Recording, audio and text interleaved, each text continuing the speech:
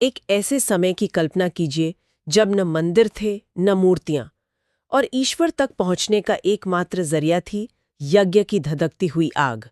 एक ऐसा समाज जो पूरी तरह वेदों के मंत्रों पर चलता था।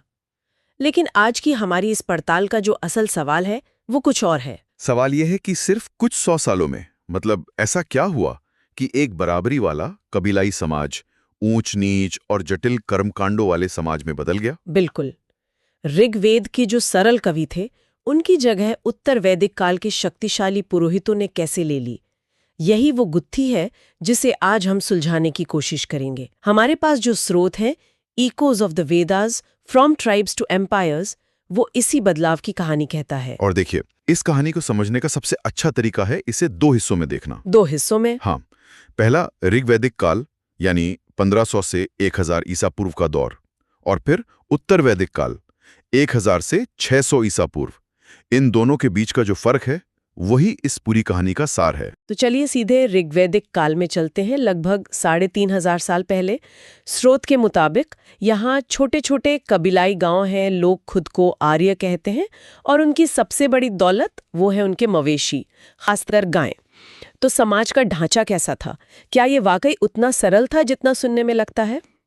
इसकी बनावट पूरी तरह कबीलाई थी, यानी लोग कुलों में रहते थे जिन्हें जन कहा जाता था, और परिवार का जो मुखिया होता था वो गृहपति कहलाता था। लेकिन जो बात सबसे ज्यादा ध्यान खींचती है वो है परिवार और समाज में स्त्रियों की स्थिति। अच्छा। जी, स्रोत बताते हैं कि उन्हें काफी मतलब एक बहुत ही सम्मानजनक दर्जा हासिल था। ये सुनने में तो उस दौर के हिसाब से काफी प्रगतिशील लगता है। लेकिन क्या ये सम्मान सभी महिलाओं को मिलता था या ये सिर्फ कुलीन परिवारों की स्त्रियों तक ही सीमित था? क्या स्रोत आम महिलाओं के जीवन के बारे में कुछ बताते हैं? ये एक बहुत अच्छा सवाल है। देखिए, स्रोत मुख्य रूप से कुलीन वर्ग पर ही केंद्रित हैं, ये सच है। लेकिन जो संकेत मिलते हैं वो बताते हैं कि महिलाओं की भागीदारी सार्वजनिक थी। सार्वजनिक थी? मतलब उन्हें शिक्षा का अधिकार था, और वे सभा जैसी जो राजनीतिक संस्थाएं थीं उनमें भी हिस्सा ले सकती थीं। वाह। और तो और, बाल विवाह या सती प्रथा जैसी कुरीतियों का तो कोई जिक्र तक नहीं मिलता। तो कुल मिलाकर जो तस्वीर उभरती है वो काफी सकारात्मक है। अच्छा, अगर समाज कबीलाई था और लोग शायद एक जगह टिककर नहीं रहते थे, तो उनकी अर्थव्यवस्था कैसे चलती होगी? मेरा मतलब है, धन दौलत का क्या पैमाना था? यहाँ सोच में एक बुनियादी फर्क है। उनकी अर्थव्यवस्था पशुपालन पर आधारित थी, कृषि पर नहीं। अच्छा। और यही वजह है कि उनकी सारी लड़ाइयां मवेशियों के लिए होती थी, जमीन के लिए नहीं। गाय ही संपत्ति थी, इसीलिए हम गोधन शब्द आज भी सुनते हैं। जिसके पास जितनी ज्यादा गायें वो उतना अमीर। बिल्कुल। धन वो था जिसे आप अपने साथ ले जा सकें। राजा की शक्ति भी इसी वजह से सीमित थी, क्योंकि उसके पास कोई स्थायी खजाना नहीं था। ठीक है, तो अब उस चीज पर आते हैं जिसने इस पूरे दौर को इसका नाम दिया, धर्म। मुझे ये हिस्सा सबसे दिलचस्प लगता है। हम जब प्राचीन धर्म के बारे में सोचते हैं तो भव्य मंदिर और मूर्तियां जहन में आती हैं, पर आप कह रहे हैं कि वैसा तो कुछ था ही नहीं। कुछ भी नहीं। तो फिर पूजा पाठ होता कैसे था? उसका अनुभव कैसा रहा होगा? ये प्रकृति की शक्तियों से सीधे जुड़ने जैसा था। उनके देवता प्रकृति के ही रूप थे, जैसे इंद्र जो बारिश और युद्ध के देवता थे, अग्नि जो यज्ञ की ज्वाला के रूप में देवताओं तक संदेश पहुंचाते थे, और वरुण जो नैतिक व्यवस्था जिसे ऋत कहते हैं उसके संरक्षक थे। पूजा का मतलब था यज्ञ की वेदी के चारों ओर बैठकर मंत्रों का पाठ करना और आहुति देना।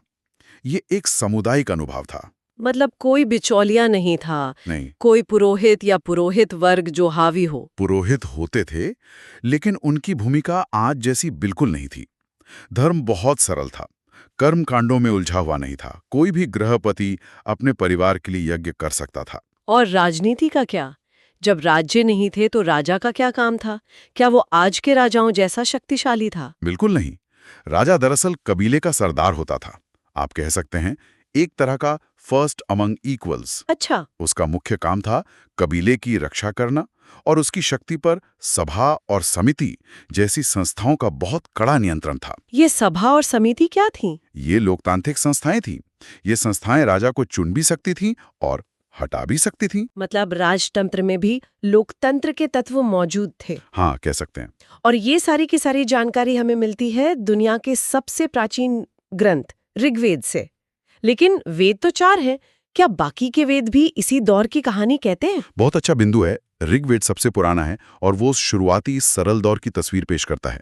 बाकी के जो 3 वेद हैं, सामवेद, यजुर्वेद और अथर्ववेद, वो बाद में रचे गए हैं और वो हमें एक तरह से बदलते हुए समाज की झलक देते हैं। कैसे? जैसे सामवेद में ऋग्वेद के मंत्रों को गाने के लिए सुर और ताल दिए गए। ये भारतीय संगीत का स्रोत है। और यजुर्वेद? यजुर्वेद में यज्ञ करने की विधियों का विस्तार से वर्णन है। वो एक तरह की रिचुअल हैंडबुक बन गया। कर्मकांड जटिल होने लगे थे। और अथर्ववेद? वो तो काफी अलग लगता है ना। हाँ, अथर्ववेद आम लोगों की जिंदगी के ज्यादा करीब है।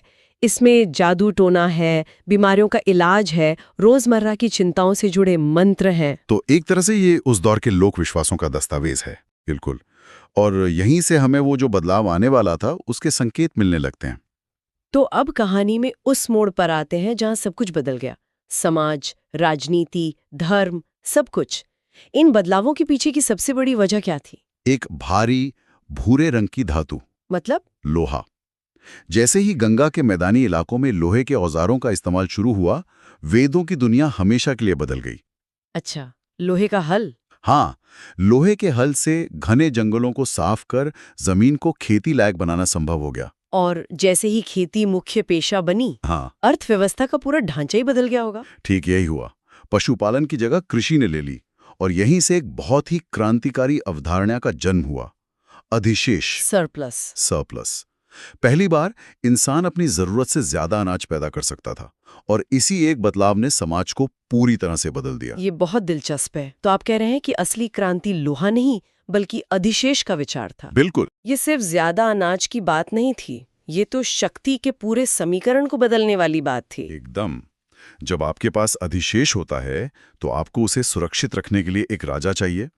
राजा की सत्ता को जायज ठहराने के लिए पुरोहित चाहिए। और इस नई जटिल अर्थव्यवस्था को चलाने के लिए एक मजबूत सामाजिक ढांचा चाहिए।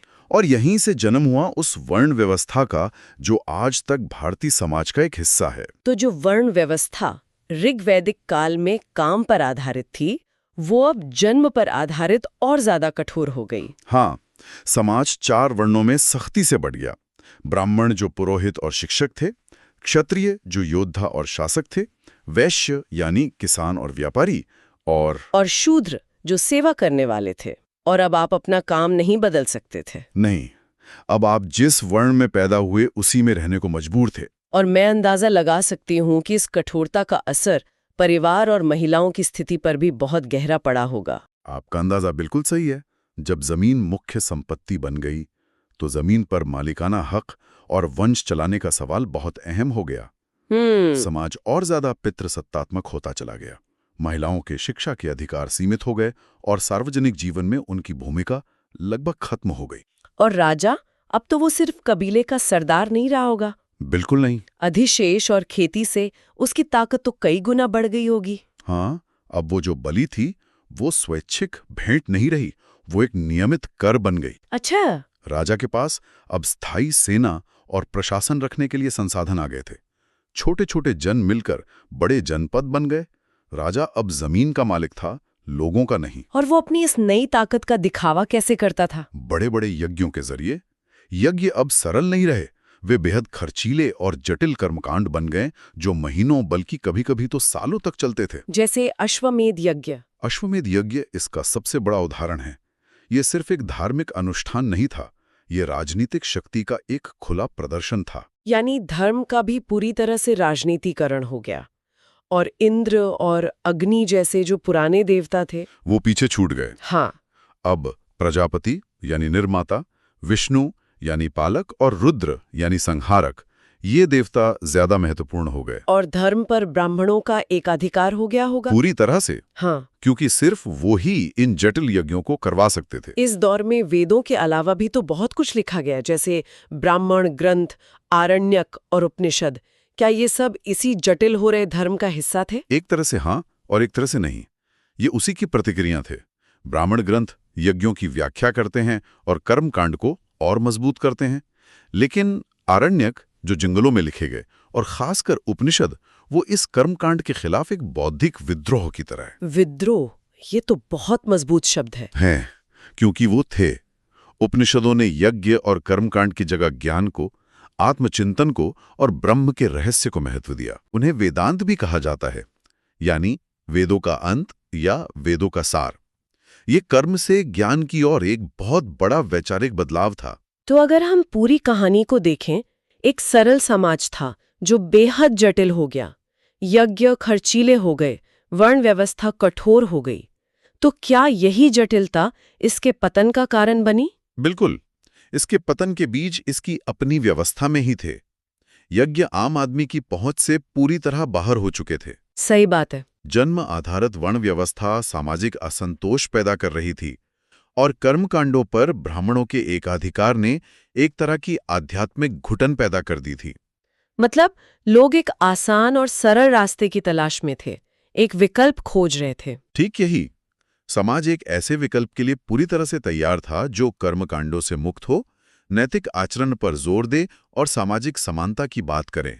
और इसी जमीन पर बौद्ध और जैन धर्म जैसे नए विचारों का उदय हुआ, जिन्होंने भारतीय इतिहास की दिशा एक बार फिर से बदल दी। तो वैदिक काल को समझना सिर्फ इतिहास को जानना नहीं है, ये इस बात को समझना है कि कैसे तकनीक और अर्थव्यवस्था में आया एक बदलाव किसी समाज की आत्मा को, उसके मूल्यों को और उसके पूरे ढांचे को बदल सकता है। हाँ, ये एक सरल कबीलाई समाज से एक जटिल, कृषि आधारित और स्तरीकृत समाज में बदलने की कहानी है। और ये कहानी हमें दिखाती है कि कैसे किसी व्यवस्था की अत्यधिक जटिलता ही एक नए और बड़े बदलाव को जन्म देती है। और इसी के साथ हम अपने श्रोताओं के लिए एक सवाल छोड़ जाते हैं। अगर एक दौर में अत्यधिक कर्मकांड और सामाजिक जटिलता ने नए सरल धर्मों के उदय का रास्ता बनाया, तो क्या इतिहास में ऐसे और भी उदाहरण मिलते हैं जहां समाज की सरलता की खोज ने पूरी सभ्यता की दिशा ही बदल दी हो?